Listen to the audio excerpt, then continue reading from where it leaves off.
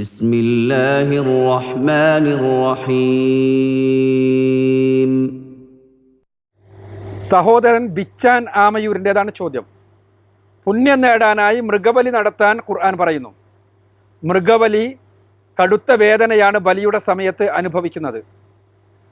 നമ്മുടെ വീട്ടിലെ വളർത്തു മൃഗങ്ങളെപ്പോലും ബലിയെറുക്കാറുണ്ട്. ഇത് കൊടും ക്രൂരതയല്ലേന്ന്. ഇസ്ലാമിലെ ബലിയെക്കുറിച്ചുള്ള സങ്കല്പം മനസ്സിലാക്കുമ്പോഴേ ബലി കർമ്മത്തിൻ്റെ പ്രാധാന്യം നമുക്ക് മനസ്സിലാകും. ക്രൈസ്തവ ദർശനത്തെ പോലെയോ യഹൂദ ദർശനത്തെ പോലെയോ പാപപരിഹാരത്തിന് വേണ്ടി ബലിയെറുക്കുക എന്നൊരു സങ്കല്പം ഇസ്ലാമിലില്ല. ബൈബിൾ പഴയ നിയമം പരിശോധിച്ചാൽ പാപപരിഹാര യാഗം നമുക്ക് നിരന്തരമായി കാണാൻ കഴിയും. അങ്ങനെ പാപപരിഹാര ബലി നിർവഹിച്ചതിന് ശേഷം ആ ബലിമൃഗത്തെ കത്തിച്ച് കളയുകയാണ് പലപ്പോഴും ചെയ്യുക. യഹൂദ ദർശനത്തിൻ്റെ പിന്മുറയായി കടന്നു വന്ന ക്രിസ്തു ദർശനത്തിൽ യേശു ക്രിസ്തുവാണ് ബലിമൃഗമായി സങ്കല്പിക്കപ്പെടുന്നത്. മനുഷ്യരുടെ ആദിപാപം കൊണ്ട് മലീമസമായ മനുഷ്യനെ സംരക്ഷിക്കുന്നതിന് വേണ്ടി യേശു തന്നെ സ്വയം ബലിയായി എന്നാണ് ക്രൈസ്തവ സങ്കല്പം. ദൈവം തന്നെ മനുഷ്യനായി പറന്ന് ബലിയായി സ്വയം ബലിയായി പാപപരിഹാരം നിർവഹിച്ചു എന്ന്. ഇസ്ലാമിൽ പാപപരിഹാര ബലി എന്നൊരു ഏർപ്പാട് തന്നെയില്ല. ഇസ്ലാം ബലിയെ കാണുന്നത് വളരെ വിശുദ്ധമായ ത്യാഗത്തിൻ്റെ ഒരു പ്രതീകമായിക്കൊണ്ടാണ്. ഇബ്രാഹിം നബി അലൈഹി സ്വലാത്തു വസ്സലാം തൻ്റെ ജീവിതത്തിൻ്റെ സായാഹ്നത്തിൽ തനിക്കുണ്ടായ കുഞ്ഞ്, ആ മകൻ തന്നോടൊപ്പം പണിയെടുക്കുവാൻ പ്രായമായ സന്ദർഭത്തിൽ ഒരു സ്വപ്നം കാണുന്നു, മകനെ ബലിയെറുക്കാൻ വേണ്ടി. ആ സ്വപ്ന സാക്ഷാത്കാരത്തെക്കുറിച്ച് മകനുമായി ചർച്ച ചെയ്യുന്നു. പടച്ചവൻ്റെ കൽപ്പന പ്രകാരം ചെയ്തു കൊള്ളുക എന്ന് മകൻ പറയുന്നു. അതനുസരിച്ച് ഇബ്രാഹിം അലൈഹി സ്വലാത്തു വസ്സലാമും മകൻ ഇസ്മായിലും കൂടി ബലിയെറുക്കുന്നതിന് വേണ്ടി പോകുന്നു. സ്വന്തം മകനെ പടച്ചവൻ്റെ തൃപ്തിക്ക് വേണ്ടി ത്യജിക്കുവാൻ, സ്വന്തം ജീവനെ പടച്ചവൻ്റെ തൃപ്തിക്ക് വേണ്ടി ത്യജിക്കുവാൻ തയ്യാറായ രണ്ട് മനുഷ്യന്മാർ. അങ്ങനെ ആ പോകുന്ന സന്ദർഭത്തിൽ പടച്ച തമ്പുരാൻ ഇടപെട്ടിട്ട് പറയുന്നു, വേണ്ട ഇബ്രാഹിം, മറിച്ച് നിങ്ങൾ ഒരു ആടിനെ ബലിയെറുത്തു കൊള്ളുക.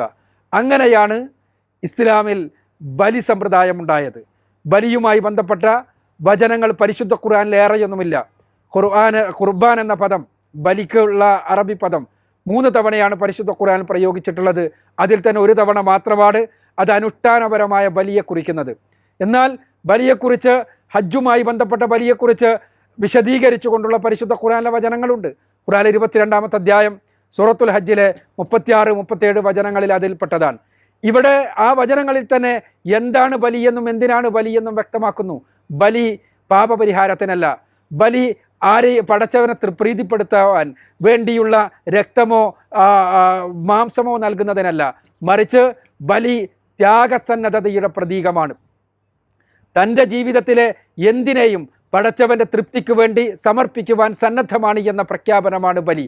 ആ ബലിയെക്കുറിച്ച് പരിശുദ്ധ ഖുർആൻ 22-ാമത്തെ അധ്യായം സൂറത്ത് ഹജ്ജിലെ 37-ാമത്തെ വചനം വളരെ കൃത്യമായി പറയുന്നു, ബലി അറുക്കുന്ന മൃഗത്തിൻ്റെ മാംസമോ രക്തമോ അല്ല പടച്ചവനിലെത്തുന്നത്, മറിച്ച് നിൻ്റെ ത്യാഗസന്നദ്ധതയാണ്, നിൻ്റെ തഖ്വയാണ്, നിൻ്റെ സൂക്ഷ്മതയാണ് എന്ന്. ആ സൂക്ഷ്മത എത്രത്തോളം ഉണ്ട് എന്ന് അളക്കുന്നതിന് വേണ്ടിയുള്ള ഒരു പ്രകടനം മാത്രമാണ് ബലി. ഇനി ബലി മൃഗങ്ങളോട് ചെയ്യുന്ന ക്രൂരതയല്ലേ അതാണ്. ഇവിടെ നമ്മൾ മനസ്സിലാക്കേണ്ടത് മൃഗങ്ങൾ അറുക്കപ്പെടേണ്ടതാണോ ഭക്ഷിക്കപ്പെടേണ്ടതാണോ എന്ന അടിസ്ഥാനപരമായ ചോദ്യത്തിനുള്ള ഉത്തരമാണ്. ഇസ്ലാം പഠിപ്പിക്കുന്നത് മാംസഭക്ഷണം അനുവദനീയമാണ് എന്നാണ്. ഇസ്ലാം വെജിറ്റേറിയനിസത്തിൻ്റെ ഒരാദർശമല്ല. ഒരാൾക്ക് വെജിറ്റേറിയനായി മുസ്ലിമായി ജീവിക്കാൻ കഴിയും, പക്ഷേ വെജിറ്റേറിയനിസം എന്ന് പറയുന്നത് സസ്യഭക്ഷണം മാത്രമേ കാമ്യമായിട്ടുള്ളൂ എന്ന ആശയം, അത് ഇസ്ലാം പഠിപ്പിക്കുന്ന ആശയമല്ല. ഇസ്ലാം പറയുന്നത് സസ്യഭക്ഷണങ്ങൾ എത്രത്തോളം മനുഷ്യന് പറ്റുമോ അതേപോലെ തന്നെ മാംസഭക്ഷണങ്ങളും മനുഷ്യന് ആവശ്യമാണ് എന്ന് തന്നെയാണ്. ഇസ്ലാം പ്രകൃതിയുടെ മതമാണ്. പ്രകൃതി മനുഷ്യന് നിശ്ചയിച്ചൊരു സ്ഥാനമുണ്ട്. നമ്മുടെ പരിസ്ഥിതി ചക്രത്തിൽ, നമ്മുടെ എക്കോ വ്യൂഹത്തിൽ ഈ പ്രകൃതി മനുഷ്യന് നിശ്ചയിച്ചത് എന്താണ്? നമുക്കറിയാം, വിഘാടകരാണ് ഇതിൻ്റെ അടിസ്ഥാനം. അഥവാ മണ്ണിൽ ഉള്ള വസ്തുക്കൾ സസ്യങ്ങൾക്ക് സ്വീകരിക്കുവാൻ തക്ക രൂപത്തിൽ പരിവർത്തിപ്പിക്കുന്ന വിഘാടകർ, ഡീകമ്പോസേഴ്സ്. ആ ഡീകമ്പോസേഴ്സിൽ നിന്ന് വളം വലിച്ചെടുത്തുകൊണ്ട്, സസ്യങ്ങൾക്ക് ആവശ്യമായ പോഷകം വലിച്ചെടുത്തുകൊണ്ട്, വെള്ളം വലിച്ചെടുത്തുകൊണ്ട്, സൂര്യപ്രകാശത്തിൻ്റെ സാന്നിധ്യത്തിൽ സസ്യങ്ങൾ ഹരിതകം ഉപയോഗപ്പെടുത്തി ഭക്ഷണം പാകം ചെയ്യുന്നു, ഗ്ലൂക്കോസ് പാകം ചെയ്യുന്നു. ആ സസ്യങ്ങളുടെ ഭക്ഷണം ഉപയോഗപ്പെടുത്തി ജന്തുക്കളിലെ സസ്യബുക്കുകൾ ജീവിക്കുന്നു. സസ്യബുക്കുകളെ ജന്തുക്കളിലെ മാംസബുക്കുകൾ ഉപയോഗിക്കുന്നു. സസ്യബുക്കുകളെയും മാംസബുക്കുകളെയും എല്ലാം തന്നെ പ്രകൃതിക്ക് അനിവാര്യമാണ്. അതേപോലെ തന്നെ സസ്യങ്ങളെയും മാംസങ്ങളെയും എല്ലാം ഉപയോഗപ്പെടുത്തിക്കൊണ്ട് മിശ്ര ബുക്കുകളും ജീവിക്കുന്നു. ഇവയെല്ലാം തന്നെ മരിച്ച് മണ്ണടിയുമ്പോൾ വീണ്ടും ഡീകമ്പോസേഷന് വളമാകുന്നു, അത് വീണ്ടും ചാക്രമണം ചെയ്യപ്പെടുന്നു. ഇതാണ് പ്രകൃതിയുടെ വ്യവസ്ഥ. ഈ വ്യവസ്ഥയിൽ മനുഷ്യൻ്റെ സ്ഥാനം എന്താണ് എന്നാണ് ഒന്നാമത്തെ ചോദ്യം. മനുഷ്യൻ്റെ സ്ഥാനം മിശ്ര ബുക്ക് എന്ന സ്ഥാനമാണ്. മനുഷ്യൻ്റെ ഘടന എങ്ങനെയാണ്? മനുഷ്യൻ്റെ പല്ലുകൾ എടുക്കുക, മനുഷ്യൻ്റെ പല്ലുകൾ സസ്യഭക്ഷണവും അതേപോലെ തന്നെ മാംസഭക്ഷണവും ചവച്ചരക്കാൻ കഴിയുന്നതാണ്. മനുഷ്യൻ്റെ കരളെടുക്കുക, കരള് മനുഷ്യനെ സസ്യഭക്ഷണവും മാംസഭക്ഷണവും ഒരേപോലെ തന്നെ കരളുമായി ബന്ധപ്പെട്ട ഉപാപചയ പ്രക്രിയകൾ നടത്തുവാൻ തക്ക രൂപത്തിലുള്ളതാണ്. മനുഷ്യൻ്റെ കുടലുകൾ എടുക്കുക, കുടലുകൾ സസ്യഭക്ഷണവും മാംസഭക്ഷണവും ഉപയോഗിക്കാൻ പറ്റുന്ന രൂപത്തിലാണ്. മാത്രവുമല്ല പല പോഷകങ്ങളും മനുഷ്യന് അനിവാര്യമായ പല പോഷകങ്ങളും മാംസഭക്ഷണത്തിലാണ് പ്രധാനമായിട്ടുള്ളത്. വൈറ്റമിൻ സി ആണെങ്കിലും പ്രധാനമായും വൈറ്റമിൻ B12 മനുഷ്യൻ്റെ നാഡീവ്യവസ്ഥയ്ക്ക് അനിവാര്യമാണ്. ആ നാഡീവ്യവസ്ഥയ്ക്ക് അനിവാര്യമായ വൈറ്റമിൻ B12 പ്രധാനമായുള്ളത് മാംസഭക്ഷണങ്ങളിലാണ്. അപ്പോൾ അതുകൊണ്ട് തന്നെ മാംസഭക്ഷണം ഇസ്ലാം വിലക്കുന്നില്ല. മാംസം, അതും സസ്യബുക്കുകളായ ജീവികളുടെ മാംസം ഉപയോഗിക്കാമെന്നും ഉപയോഗിക്കണമെന്നും ഇസ്ലാം മനുഷ്യരോട് പഠിപ്പിക്കുന്നു. നല്ല ഭക്ഷണമായി എണ്ണിയ കാര്യങ്ങളിൽ ആ സസ്യബുക്കുകളായ ജന്തുക്കളുടെ മാംസവും ഉൾപ്പെടുന്നു. പന്നി മാംസമാണ് ഇസ്ലാം നിരോധിച്ചത്. അതേപോലെ തന്നെ മാംസബുക്കുകൾ അഥവാ ദ്രംഷ്ടങ്ങളുള്ള ജീവികളുടെ മാംസവും ഇസ്ലാം നിരോധിച്ചിട്ടുണ്ട്. ഇതൊഴിച്ചുള്ള മാംസം ഇസ്ലാം അനുവദിക്കുന്നു. എന്തുകൊണ്ടെന്നാൽ പ്രകൃതി മനുഷ്യന് നൽകിയ സ്ഥാനം ഈ മിശ്ര ബുക്ക് എന്നുള്ള സ്ഥാനമാണ്, അല്ലെങ്കിൽ ഉഭയബുക്ക് എന്നുള്ള സ്ഥാനമാണ്.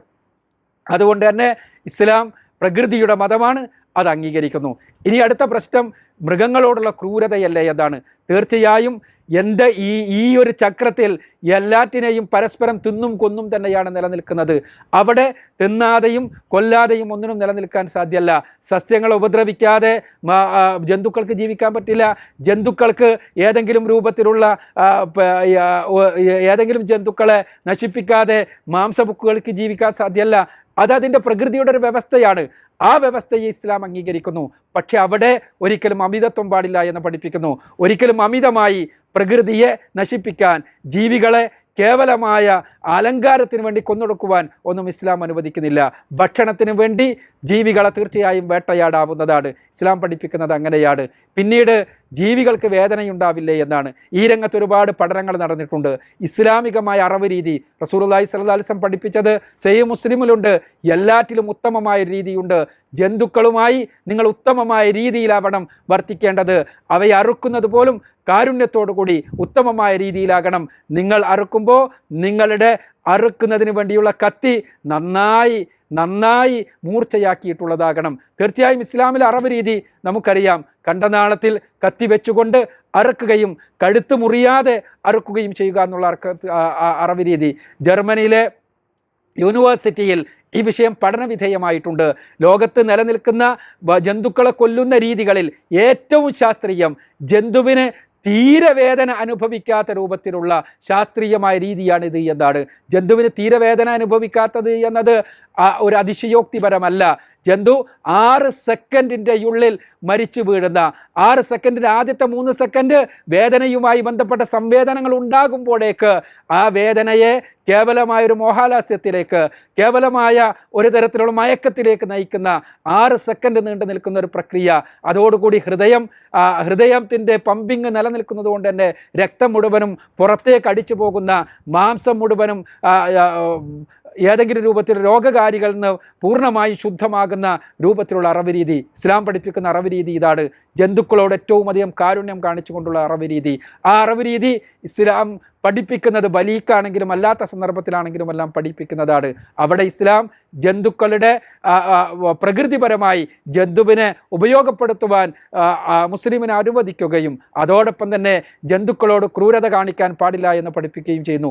ആ ജന്തുക്കളെ തീർച്ചയായും നമ്മൾ ബലിയെറുക്കുന്നത് നമ്മുടെ ബലിയുടെ, നമ്മുടെ ത്യാഗത്തിൻ്റെ, നമ്മുടെ സമർപ്പണത്തിൻ്റെ, എന്തിനേയും പടച്ചവൻ പറഞ്ഞാൽ, പടച്ചവൻ ആവശ്യപ്പെട്ടാൽ എന്തിനേയും ബലിയെറുക്കുവാൻ, എന്തിനേയും സമർപ്പിക്കുവാൻ പടച്ചവൻ പഠിപ്പിച്ചത് മുഴുവനും ജീവിതത്തിൽ അനുഷ്ഠിക്കുവാൻ സന്നദ്ധമാണ് എന്നതിൻ്റെ പ്രഖ്യാപനമാണ്.